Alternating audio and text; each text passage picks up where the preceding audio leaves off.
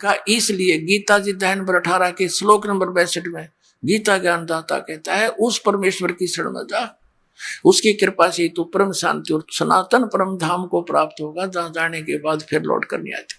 अपने आत्माओं,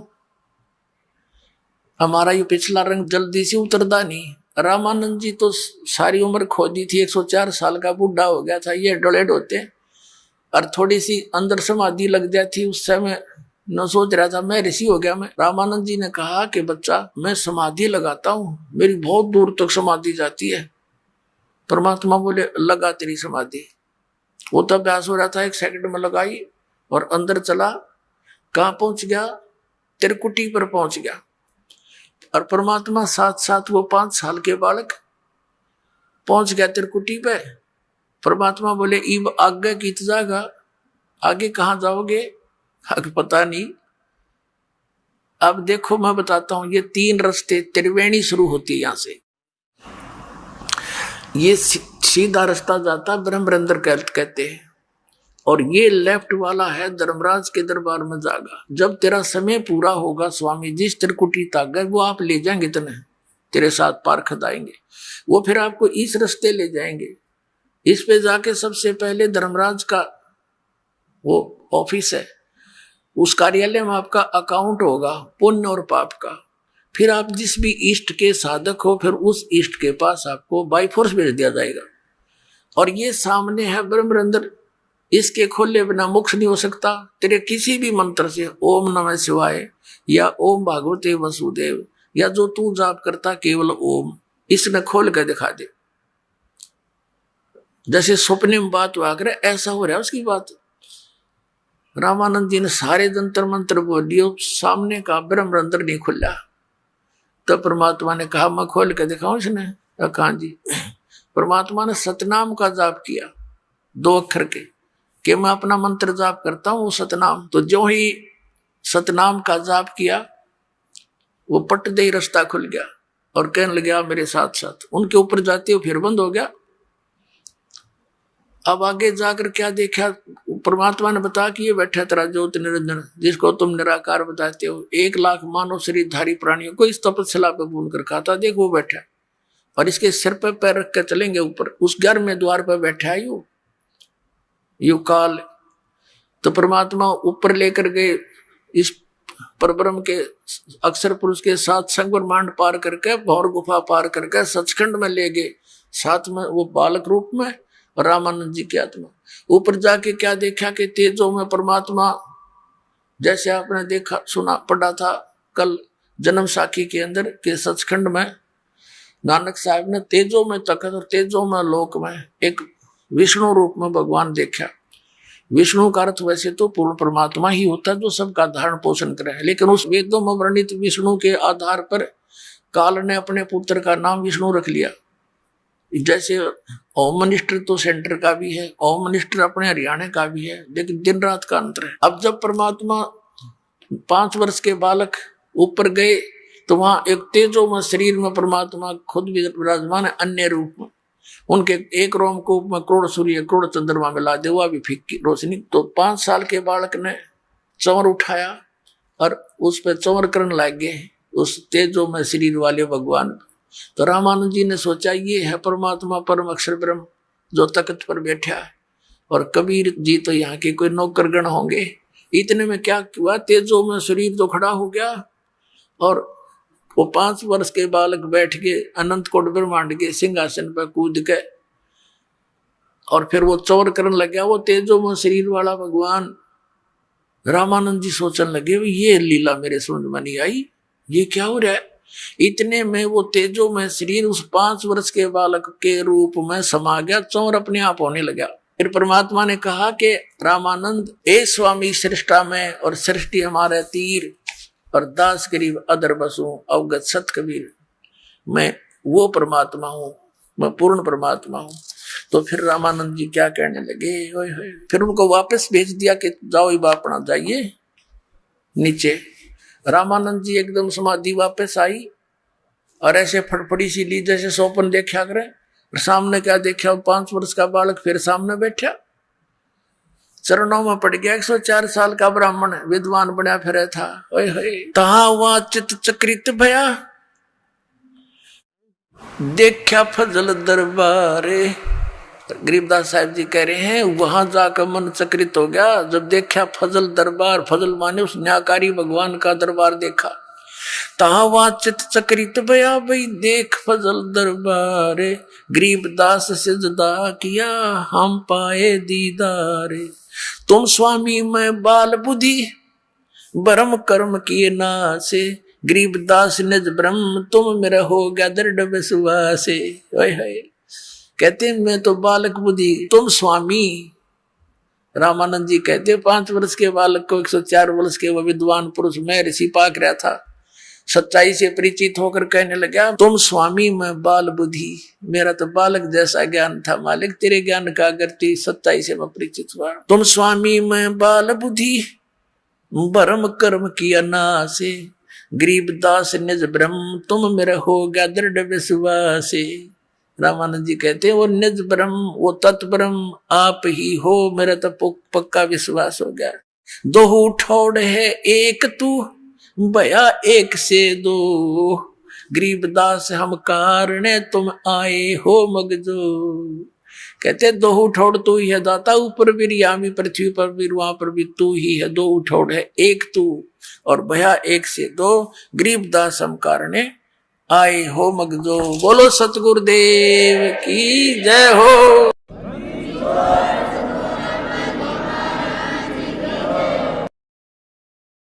परम पिता परमात्मा पूर्ण ब्रह्म सर्व सृष्टि रचनहार कबीर देव कबीर साहेब जी की असीम कृपा से आप पुण्यात्मा ये सत्संग सुन रहे हैं। ये आध्यात्मिक संपूर्ण ज्ञान सुन रहे हैं।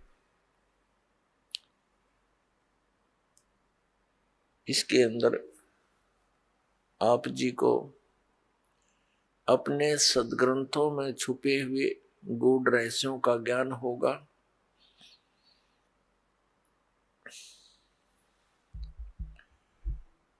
और सत्संग में आने से प्राणी को पता चलता है कि मनुष्य जीवन का क्या उद्देश्य है। सत्संग के अंदर बहुत ही पुण्यकर्मी प्राणी ही आया करते हैं। सत्संग में पता चलता है कि मानुष जन्म पाके जो नहीं रटे हरि नाम, और जैसे कुआ जल बिना बनवाया क्या काम। परमात्मा हमें याद दिलाते हैं मनुष्य जीवन प्राप्त करके यदि प्राणी परमात्मा की भक्ति नहीं करता, उसका जीवन ऐसे व्यर्थ है जैसे जिस कूप में, जिस कुएं में जल ना हो, बाकी उसकी सारी स्ट्रक्चर खड़ा हो, पक्का कुआ कर रखा हो, बढ़िया उसके ऊपर बाल्टी रखी हो, लेकिन जल नहीं है तो यूजलेस है। ठीक इसी प्रकार मनुष्य जीवन प्राप्त प्राणी यदि परमात्मा की भक्ति नहीं करते हैं तो उनका जीवन उस कूप रहित, उस जल रहित कूप के तुल्य है। अब उस कुएं का नाम कुआ अवश्य है, लेकिन गुण कुएं के नहीं है। ठीक इसी प्रकार जो मनुष्य शरीरधारी प्राणी परमात्मा की भक्ति नहीं करता, उसका नाम मनुष्य अवश्य है, लेकिन गुण मनुष्य के नहीं है। अपने आत्माओं हम देखते हैं कि परमात्मा के चाहने वाली पुण्यात्माओं की कमी नहीं। जहां भी जिस संत के पास देखते हैं लाखों की संख्या में ये पुण्यात्मा कल्याण कराने के लिए, कल्याणार्थ वहां पहुंच जाते हैं। और जो भी वो गुरुदेव साधना बताते हैं क्रियाएं बताते हैं, वो श्रद्धालु पूर्ण श्रद्धा के साथ करते हैं। और जो बिल्कुल भक्ति नहीं करते उनकी भी कमी नहीं। पुण्यात्मा जो भक्ति बिल्कुल नहीं करते वो तो बिल्कुल अपना मनुष्य जीवन का नाश कर ही रहे हैं। साथ में जो भक्ति कर रहे हैं और शास्त्र विधि त्याग कर मनमाना आचरण करते हैं, अज्ञानी गुरुओं के पास बैठे हैं, तो वो भी बहुत बड़े धोखे में हैं। वो भी अपना जीवन नाश कर रहे हैं। तो पुण्यात्मा परमात्मा के पाने के लिए प्रयत्नशील प्राणी इस बात से परिचित होता है कि परमात्मा गुरु के बिना नहीं मिल सकता, इसलिए गुरुओं की आवश्यकता पड़ी और गुरु बनाने के लिए हम इन महापुरुषों के पास पहुंच गए। पुण्यात्माओं विशेषकर भारतवर्ष में बहुसंख्या के अंदर साधक साधना कर रहे हैं, चाहे कोई मंदिर में जाकर, चाहे कोई व्रत रख के हनुमान की चालीसा पढ़ के, या कोई भगवान शंकर श्री कृष्ण जी की भक्ति करके, या कोई तीर्थ आदि पर जाकर कोई ना कोई साधना वो कर ही रहा है, या फिर कोई गुरु बना के। और हम देखते हैं इतनी बहुसंख्या में जहां भक्ति कर रहे हो इंसान, तो एक विशेष परिवर्तन होना चाहिए समाज के अंदर, लेकिन कोई परिवर्तन नहीं। प्रत्येक बुराई बढ़ती जा रही है, हाहाकार मच रहा है। तो इसका कारण क्या है? इसका कारण है जो साधनाएं भक्तजन कर रहे हैं उनसे उनको परमात्मा से मिलने वाली राहत प्राप्त नहीं हो रही, जिस कारण से वे उन्हीं बुराइयों को करना प्रारंभ कर देते हैं जो एक भक्त ने नहीं करनी चाहिए। वो कौन कौन सी बुराइयां हैं?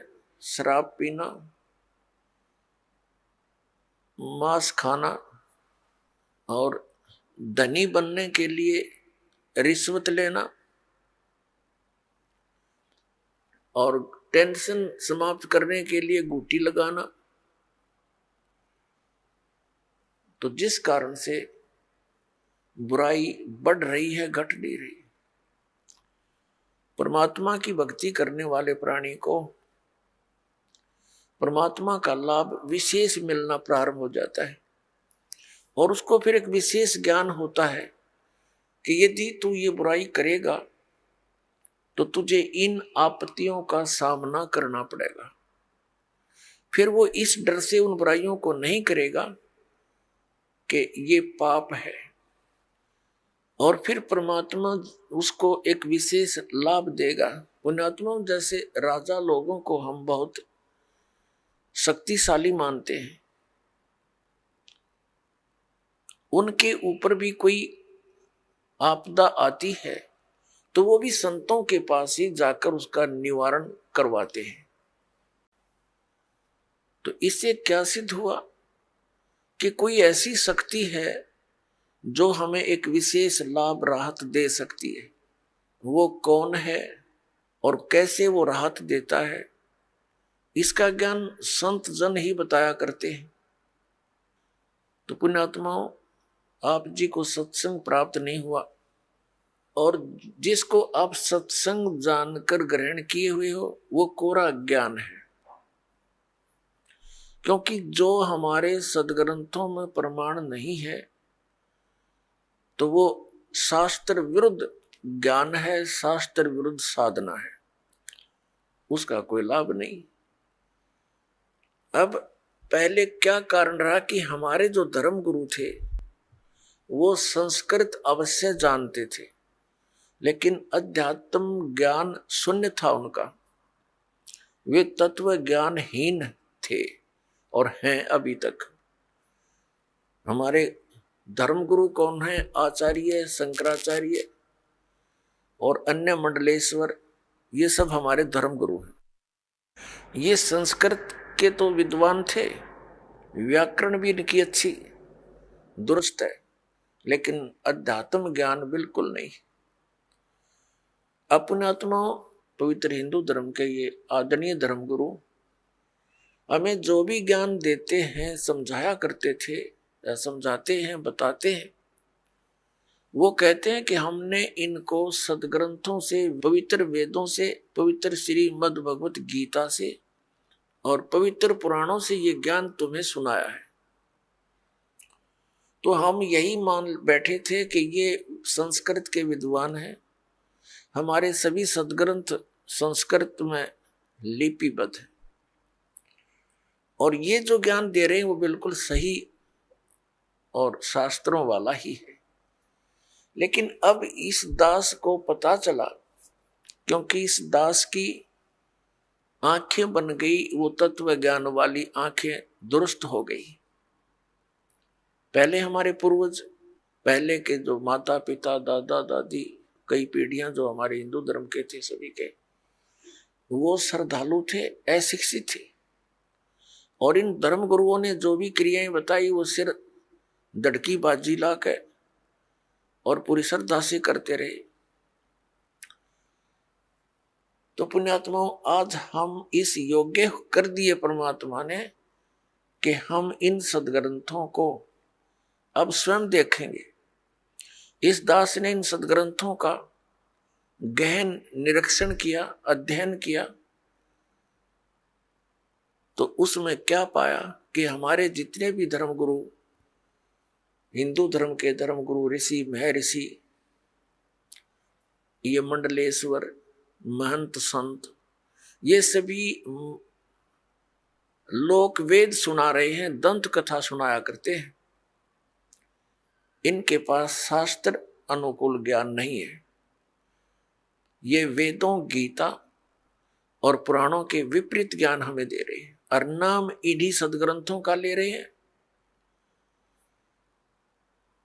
जो टीचर, जो अध्यापक आउट ऑफ सिलेबस पढ़ाता है, पाठ्यक्रम से हटकर ज्ञान देता है, वो अध्यापक ठीक नहीं, वो शत्रु है उन विद्यार्थियों का। और यही कारण रहा पुण्यात्माओं, शास्त्र विधि को त्याग कर मनमाना आचरण करवा कर इन हमारे धर्म गुरुओं ने हमारे सभी पूर्वज भूत बनवा दिए, 84 लाख योनियों में डलवा दिए, और फिर उनके लिए यत्न बताते हैं, श्राद्ध निकाल दो, पिंड भरवा दो, ये क्रियाएं कर दो, जो कि गीता जी के विरुद्ध है।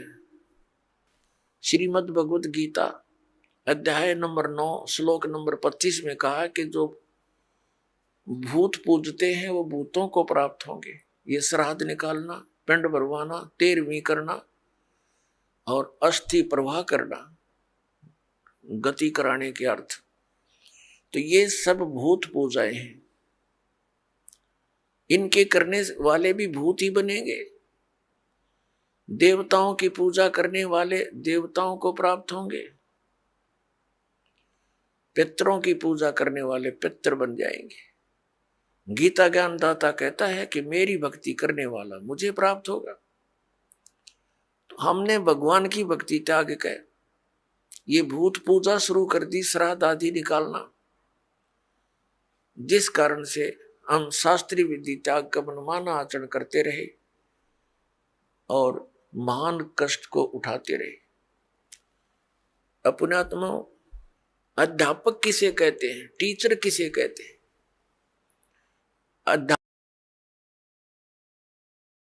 अध्यापक अपने जॉब का मास्टर होता है, उसको टीचर बोलते हैं। अध्यापक कहते, मास्टर कहते, जो जिन धर्म गुरुओं को समाज ने खुली छुट्टी दे दी कि तुम सदग्रंथ पढ़ो और हमें सुनाओ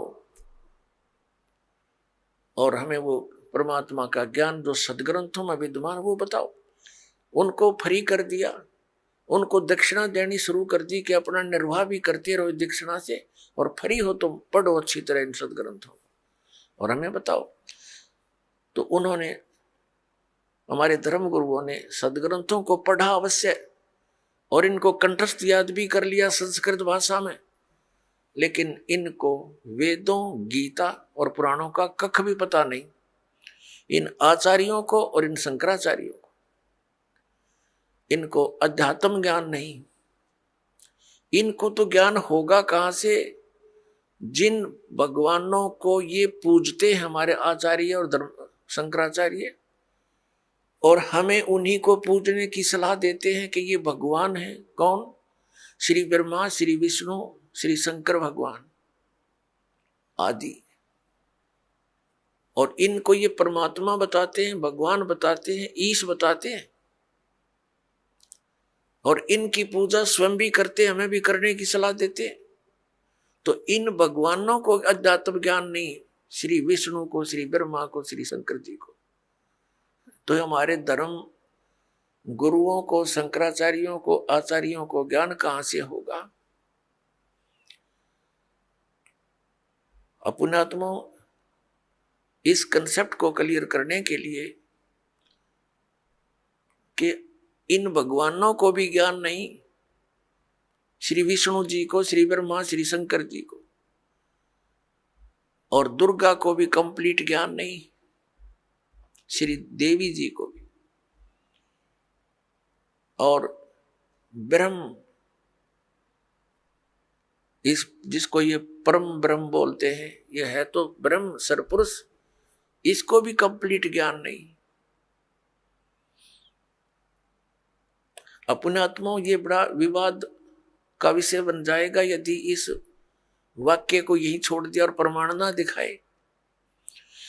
प्रथम तो आपको 19 पुराणों में आप ये दास दिखाएगा कि ब्रह्मा और विष्णु और शंकर ये भगवान नहीं है, ये ईश नहीं है, और ये हमें हमारे धर्मगुरु शंकराचार्य और आचार्य ये मंडलेश्वर ये कहते ये भगवान है। तो इन्होंने हमारे साथ कितना धोखा किया है। प्रथम तो ये दिखाते हैं कि श्री विष्णु, श्री ब्रह्मा और श्री शंकर जी को, और सतयुग से लेकर आज तक के गुरुओं ब्राह्मणों को, ये शंकराचार्य और आचार्य सारे ब्राह्मण ही है। ब्राह्मण पुण्यात्माओं कोई जाति सूचक नहीं है। ब्राह्मण वो व्यक्ति है जो अध्यापक पद पर विराजमान है, जो उस कर्म को कर रहा है। जैसे 4 वर्ण बनाए, ब्राह्मण, वैश्य, अक्षत्रिय और शूद्र। अपने आत्माओं, जैसे आज कोई ब्राह्मण का लड़का और मिलिट्री में वो भर्ती है फौज में, तो वो ब्राह्मण वर्ण में अवश्य है, लेकिन वो ब्राह्मण कर्म नहीं, वो तो क्षत्रिय है। ऐसे ही कोई वैश्य का लड़का मिलिट्री में भर्ती है तो वर्ण वैश्य अवश्य है उसका, लेकिन कर्म वैश्य नहीं है। इसी प्रकार अन्य समझे, कोई शूद्र का लड़का और मिलिट्री में भर्ती है तो वो अक्षत्रिय है, शूद्र वर्ण में अवश्य जन्मा है। तो कर्म से ही ये क्रियाएं और ये जाति बनी है। तो जो धर्म गुरु हैं वही ब्राह्मण कहलाते हैं, चाहे वो किसी मजहब जाति का हो। हम, मेरे पूज्य गुरुदेव जी ब्राह्मण वर्ण में जन्मे थे, लेकिन वो अपने आप को ब्राह्मण नहीं कहते थे। हरियाणा के अंदर जिला भिवानी और चरखी दादरी के पास एक बड़ा पैतावास गांव है, वहां से ब्राह्मण वर्ण में जन्मे थे। और हमारे दादा गुरु जी से उनकी भेंट होगी, वो उनसे प्रेरणा पाकर घर त्याग कर चले गए। और वो अपने आप को संत कहते थे, ब्राह्मण नहीं। और मेरे दादा गुरुजी जाट थे, गांव छावला के दिल्ली में। और वो जाट होते हुए ब्राह्मण कहलाए, पंडित कहलाए, क्योंकि वो काशी विद्यापीठ से पढ़कर 4 विषय के आचार्य बन गए थे। गांव गोपालपुर, खरखोदा के पास, जिला सोनीपत में एक छोटा सा गांव है गोपालपुर। उसके अंदर आश्रम बना हुआ हमारे दादा गुरु जी का। उस पर लिखा है पंडित चिदानंद जी आश्रम। जाट होते हुए पंडित जी कहलागे, वो गुरु थे, ब्राह्मण बन गए। ब्राह्मण कर्म था उनका।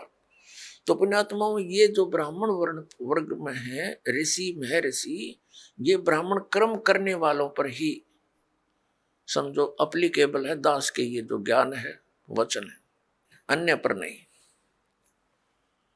तो अब सबसे पहले आपको दिखाते हैं कितना ज्ञान था ब्रह्मा विष्णु महेश को, और कितना ज्ञान था इस सतयुग के ब्राह्मण, सतयुग से लेकर आज तक के इन ब्राह्मण गुरुओं को। आपके रूबरू कराते उन्हीं पवित्र सदग्रंथों में। पुण्यात्माओं, परमात्मा का पाना बहुत ही आसान है, मोक्ष भी बहुत ही सिंपल है, क्योंकि यह साधना बहुत सीधी सादी है। हमें ज्ञान ना होने से हमारे कोई इन्होंने गलत मार्गदर्शन कर दिया, जिस कारण से हम परमात्मा नहीं प्राप्त कर सके, मोक्ष प्राप्ति नहीं हुई। सबसे पहले आप जी को श्रीमद् देवी भागवत से ये प्रमाणित किया जाएगा कि श्री विष्णु जी को, श्री ब्रह्मा जी को, व्यास जी को, नारद जी को ये कितना ज्ञान था, ये देखना। श्रीमद् देवी भागवत, सचित्र मोटा टाइप, केवल हिंदी, गीता प्रेस गोरखपुर से प्रकाशित है। श्रीमद् देवी भागवत, संपादक हनुमान प्रसाद पोदार, चिमनलाल गोस्वामी।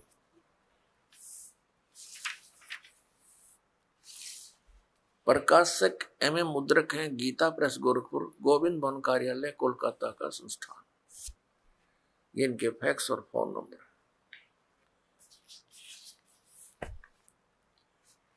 ये देखिएगा 28 नंबर पृष्ठ पे, ये पहला स्कंद है, संक्षिप्त देवी भागवत पहला स्कंद। नारद जी ने कहा, ये नारद जी और व्यास जी की गोष्ठी हो रही है। नारद जी ने कहा, व्यास जी तुम इस विषय में जो पूछ रहे हो ठीक ही प्रश्न मेरे पिताजी ने भगवान श्री हरि से किया था। देवा अधिदेव भगवान जगत के स्वामी हैं। लक्ष्मी जी उनकी सेवा में उपस्थित रहती हैं। दिव्य कौस्तुमणि उनकी शोभा बढ़ाती है। वे शंख चक्र गदा लिए रहते हैं, पीतांबर धारण करते हैं, 4 भुजाएं। वे चराचर जगत के आश्रयदाता हैं, जगत गुरु एवं देवताओं के भी देवता हैं। ऐसे जगत प्रभु भगवान श्री हरि महान तप कर रहे थे, उनकी लगी थी। यह देखकर मेरे पिता ब्रह्मा जी को बड़ा आश्चर्य हुआ।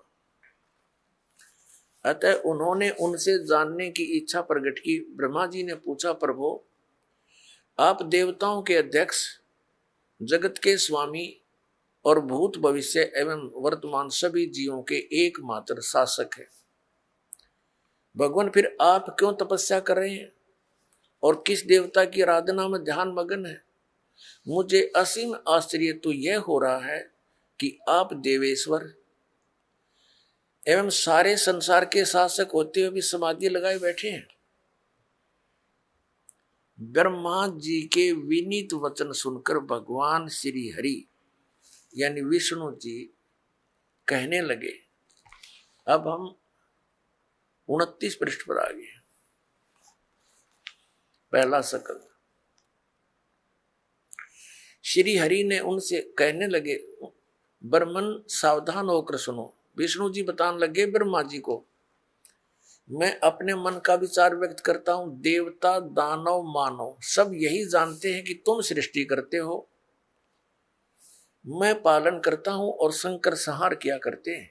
किंतु फिर भी वेद के पारगामी पुरुष अपनी युक्ति से यह सिद्ध करते हैं कि रचने, पालने और संहार करने की यह योग्यता जो हमें मिली है, इसकी अधिष्ठात्री शक्ति देवी है। वे कहते हैं कि संसार की सृष्टि करने के लिए तुम में राजसी शक्ति का संचार हुआ है, मुझे सात्विक शक्ति मिली है और रुद्र में तामसी शक्ति का आविर्भाव हुआ है। उस शक्ति के अभाव में तुम इस संसार की सृष्टि नहीं कर सकते, मैं पालन करने में सफल नहीं हो सकता और रुद्र संहार कार्य करने होने में भी, रुद्र से संहार कार्य होना भी संभव नहीं। ब्रह्मा जी हम सभी उस शक्ति के सहारे यानी दुर्गा के सारे ही अपने कार्य में सदा सफल होते। सुवर्थ प्रत्यक्ष और परोक्ष दोनों उदाहरण में तुम्हारे सामने रखता हूं, सुनो। यह निश्चित है कि उस शक्ति के अधीन होकर ही मैं इस शेष नाग की सैया पर सोता और सृष्टि करने का अवसर आते ही जाग जाता हूं। मैं सदा तप करने में लगा रहता हूं, उस शक्ति के शासन से कभी मुक्त नहीं रह सकता। मैं सदा तप करने में लगा रहता हूं, ये ध्यान रखना। उस शक्ति के शासन से कभी मुक्त नहीं रह सकता। कभी अवसर मिला तो लक्ष्मी के साथ सुख पूर्वक समय बिताने का सौभाग्य प्राप्त होता है। मैं कभी तो दानवों के साथ, राक्षसों के साथ युद्ध करता हूं। अखिल जगत को भय पहुंचाने वाले दैत्यों के विकराल शरीरों को शांत करना मेरा परम कर्तव्य हो जाता है। और यहां कमाल कर दिया विष्णु जी ने अपने अध्यात्म ज्ञान का। मुझे सब प्रकार से शक्ति यानी दुर्गा जी के अधीन होकर रहना पड़ता है। उन्हीं भगवती शक्ति का मैं निरंतर ध्यान किया करता हूं। ब्रह्मा जी मेरी जानकारी में इन भगवती शक्ति से बढ़कर दूसरे कोई देवता नहीं। अब ये है श्री विष्णु जी के आध्यात्मिक ज्ञान का निष्कर्ष। श्री विष्णु जी कह रहे हैं कि मैं दुर्गा से, श्री दुर्गा जी से ऊपर किसी भगवान से परिचित नहीं हूं।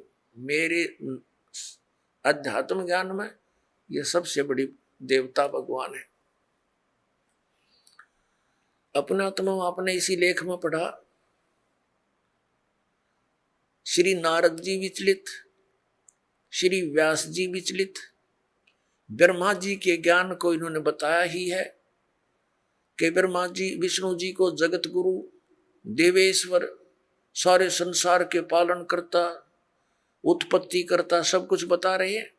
और ये क्या निष्कर्ष दे रहे हैं विष्णु जी कि मैं तो दुर्गा के अधीन हूं और घोर तप करता हूं। उस ये तप करके क्या करते हैं, बैटरी चार्ज कर लेते हैं, फिर राक्षसों के साथ लड़ते हैं, फिर इनकी बैटरी डिस्चार्ज हो जाती है, सिद्धियों से लड़ते हैं और फिर ऐसे चार्ज करते हैं। अब विष्णु जी ने तो बता दिया कि दुर्गा से ऊपर मैं किसी को नहीं जानता, मैं दुर्गा की भक्ति करता हूं। और हमारे धर्म गुरुओं से जब कोई प्रश्न किया जाता था कि श्री ब्रह्मा, श्री विष्णु, श्री शिव जी ये किसकी भक्ति करते हैं, ये कहा करते थे, कुछ तो कहते थे कि अपने स्वरूप का ध्यान करते हैं। कोई कहता था कि शंकर भगवान श्री राम की पूजा करता है और श्री राम शंकर जी की पूजा करता है, और कोई कहता कि नहीं ये किसकी पूजा करते हैं, ये तो स्वयं है। अब आपके समक्ष है कि श्री विष्णु जी दुर्गा जी की पूजा कर रहे हैं और इनको सुप्रीम पावर बता रहे हैं, सुप्रीम गॉड, सबसे बड़े भगवान, देवता। अब दुर्गा जी क्या बताती है, इसके भी दो वचन सुनते हैं। ये देखिएगा 7वां स्कंद संक्षिप्त देवी भागवत 562 पृष्ठ पे, यहां देवी के द्वारा हिमालय को ज्ञानोपदेश ब्रह्म स्वरूप का वर्णन श्री देवी जी क्या कहती है? श्री देवी जी कहने लगी, पर्वतराज अब मैं तुझे ब्रह्म के बारे में जानकारी, पहले तो इसने अपने बारे में बताया, लेकिन फिर कहती है नहीं, उस ब्रह्म का क्या स्वरूप है यह बतलाया जाता है, जो प्रकाश रूप सबके अत्यंत समीप में स्थित हृदय रूप गुहा में स्थित होने के कारण गुहाचर नाम से प्रसिद्ध है और महान पद अर्थात परम प्राप्य है। वह समस्त प्रजा के ज्ञान से परे है, अर्थात किसी की बुद्धि में आने वाला नहीं है, यह तुम जानो। जो परम प्रकाश रूप है, जो सूक्ष्म से भी अत्यंत सूक्ष्म है, जिसमें संपूर्ण लोक और उन लोकों में निवास करने वाले प्राणी स्थित है, वही यह अक्षर ब्रह्म है। वही सबके प्राण है, वही सबकी वाणी है और वही सबका मन है। वह यह परम सत्य और अमृत अविनाशी 563 पृष्ठ पा रहे हैं, 7वां सकंद पढ़ रहे हैं। वह अमृत अविनाशी तत्व है, सौम्य। देवी जी कह रही है, उस वेदने योग्य लक्ष्य का तुम वेदन करो, मन लगाकर उसमें तन्मय हो जाओ। सौम्य उपनिषद में कथित महान अस्त्र रूप धनुष लेकर उस पर उपासना द्वारा तीक्ष्ण किया हुआ बाण संधान करो और फिर भावानुगत चित्त के द्वारा उस बाण को खींचकर उस अक्षर रूप ब्रह्म को लक्ष्य बनाकर वेदन करो। प्रणव माने ओम धनुष है, जीवात्मा बाण है और ब्रह्म को उसका लक्ष्य कहा जाता है। अब इसमें क्या कहा है? श्री देवी जी कह रही है हिमालय राजा को कि मनुष्य को चाहिए ओम नाम का जाप करे और ब्रह्म पाने का उद्देश्य रखे। इतनी सी बात, और कुछ नहीं। आगे देखो, इसी में फिर हम यहां आ जाते हैं नीचे। उस एकमात्र परमात्मा को ही जाने, दूसरी सब बातों को छोड़ दे। अब देवी जी, दुर्गा जी अपनी साधना को भी कहती है वो भी छोड़ दो, केवल एक उसी परमात्मा की भक्ति करो। यही अमृत रूप परमात्मा के पास पहुंचाने वाला पुल है। संसार समुद्र से पार होकर अमृत स्वरूप परमात्मा को प्राप्त कराने का यही सुलभ साधन है। यह कहा कि इस आत्मा का ओम के जप के साथ ध्यान करो, इससे अज्ञान में अंधकार से सर्वथा परे और संसार समुद्र से पार जो ब्रह्म है उसको पा जाओगे, तुम्हारा कल्याण। वो कहाँ रहता है? हम 563 पढ़ रहे हैं। वह यह सब का आत्मा ब्रह्म, ब्रह्मलोक रूप दिव्य आकाश में स्थित है। वह ब्रह्मलोक में रहता है, इसका सीधा सा अर्थ है। अपनात्मा, ये तो अध्यात्म ज्ञान हो गया दुर्गा जी का। ये क्या बता रही है? श्री देवी जी कह रही हिमालय राजा को कि और सब पूजाएं त्याग दे, केवल एक ब्रह्म की पूजा कर, उसका ओम नाम है। उस साधना से तू ब्रह्म लोक को प्राप्त होगा।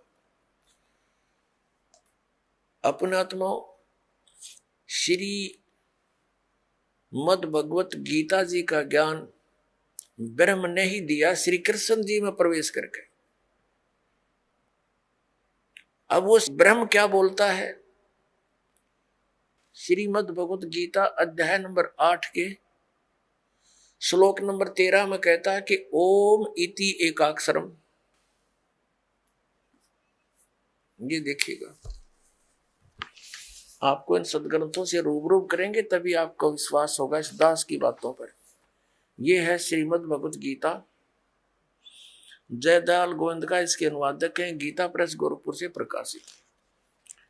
अध्याय नंबर 8 के श्लोक नंबर आपको 13 दिखाते हैं। अध्याय नंबर 8 श्रीमद् भगवत गीता, और यहां देखो 13वां श्लोक। ये 13वां श्लोक है। ओम इति एकाक्षरम ब्रह्म व्यवहारण मां मनुसमरण ये प्रयाति तजंदेहम स याति परमाम गतिम। अब गीता ज्ञान दाता ब्रह्म है। ये कहता है कि माम ब्रह्म, मुझ ब्रह्म का ओम इति एकाक्षरम, यह ओम यह एक अक्षर है। व्यवहारन अनुसमरण उच्चारण करके सुमन करता हुआ, ये प्रयाति तजंदी हम जो शरीर छोड़कर जाता है, सयाति परमाम गति, वो परम गति को प्राप्त होता है, जो ओम से मिलने वाली परम गति है। वो क्या है? वो श्री देवी जी ने स्पष्ट कर दिया कि ब्रह्मलोक प्राप्ति होगी। गीता जी अध्याय नंबर 8 के श्लोक नंबर 16 में स्पष्ट किया है कि ब्रह्मलोक पर्यंत ये सभी लोग पुनरावर्ती में हैं, यानी वहां गए हुए प्राणी भी लौटकर संसार में आते हैं, जन्म मृत्यु समाप्त नहीं होती। ये देखिए अध्याय नंबर 8 ही पढ़ रहे हैं हम श्रीमद् भगवत गीता का, और ये 16 नंबर है। हे अर्जुन, ब्रह्मलोक पर्यंत सब लोग पुनरावर्ती में हैं। अब पुनरावर्ती का इन्होंने यहां पर विश्लेषण किया सटार से, अर्थात जिनको प्राप्त होकर पीछे संसार में आना पड़े, ऐसे पुनरावर्ती इसको कहते हैं। अपने आत्मा अब ये ब्रह्म क्या बताता है? गीता अध्याय नंबर 4 के श्लोक नंबर 5 और से 9 तक ये क्या कहता है कि अर्जुन, तेरे और मेरे बहुत जन्म हो चुके हैं, तू नहीं जानता, मैं जानता। श्रीमद् भगवत गीता अध्याय नंबर 2 के श्लोक नंबर 12 में भी ये यही स्पष्ट करता है कि अर्जुन, तू और मैं और ये राजा लोग पहले भी जन्मे थे, आगे भी जन्म होगा, ये ना सोच कि हम वर्तमान में ही हैं। और गीता जी अध्याय नंबर 10 के श्लोक नंबर 2 में ये खुद कहता है कि मेरी उत्पत्ति को ये देवता लोग, ऋषि लोग ये नहीं जानते, क्योंकि ये मुझसे उत्पन्न हुए हैं। अब ये ब्रह्म जो है इसको सरपुरुष भी कहते हैं, और कबीर परमेश्वर जी ने इसको काल भगवान कहा है। और इसने खुद गीता जी अध्याय नंबर 11 के श्लोक नंबर 32 में स्वीकारा है कि मैं काल हूं अर्जुन, और अब प्रवृत्त हुआ हूं। तो ये काल जो है ये गीता जी का ज्ञान दे रहा श्री कृष्ण जी में प्रवेश करके। श्री कृष्ण जी को तो पता ही नहीं मैंने गीता में बोला क्या था। पुण्यात्मा, इस दास के वचन आपको सारे उठ पटांग से लगेंगे एक बार तो, लेकिन धैर्य से सुनते रहना, प्रमाण देखोगे गदगद हो जाओगे, दांतों तो उंगली दबाओगे कि बैठा बैठा दिया हमारे आचार्य और शंकराचार्यों ने सारा गलत ज्ञान सुना के। कख भी नहीं पता इन आचार्यों शंकराचार्यों, हमारे हिंदू धर्म के गुरुओं को आज तक, ऋषि में ऋषियों को सतयुग से लेकर आज तक इनको कख भी पता नहीं वेदों और गीता का। अब आपको दिखाते हैं श्रीमद् भगवत गीता, इसके अध्याय नंबर 2 का, अध्याय नंबर 2 श्रीमद् भगवत गीता श्लोक नंबर 12। न तो ऐसा ही है कि मैं किसी काल में नहीं था, अथवा तू नहीं था, अथवा ये राजा लोग नहीं थे, और न ऐसा ही है कि इससे आगे हम सब नहीं रहेंगे। आगे देखो,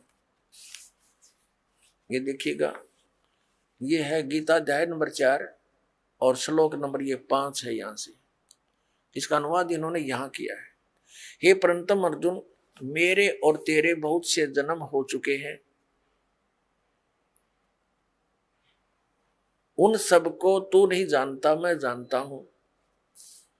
फिर यहां 9वें में क्या कहा कि ये 9वां श्लोक है 4थे अध्याय का।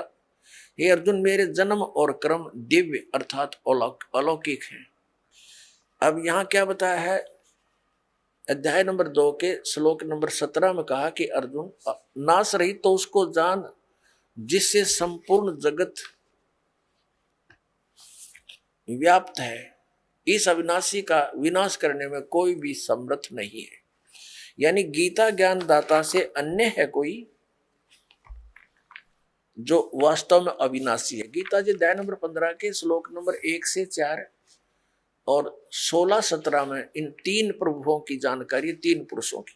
अब पहले आपको अध्याय नंबर 10 का श्लोक नंबर 2 दिखाते हैं। ये देखिएगा, अध्याय नंबर 10 श्रीमद् भगवद गीता अध्याय 10 और श्लोक 2 में मेरी उत्पत्ति को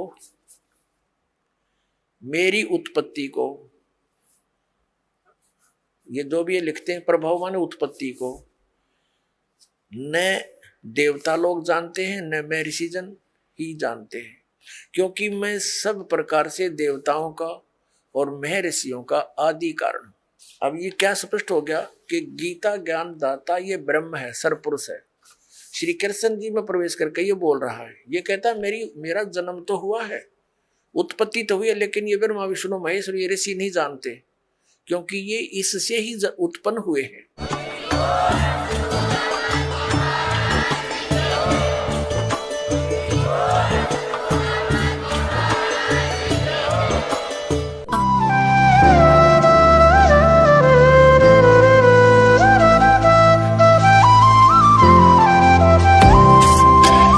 सत सही।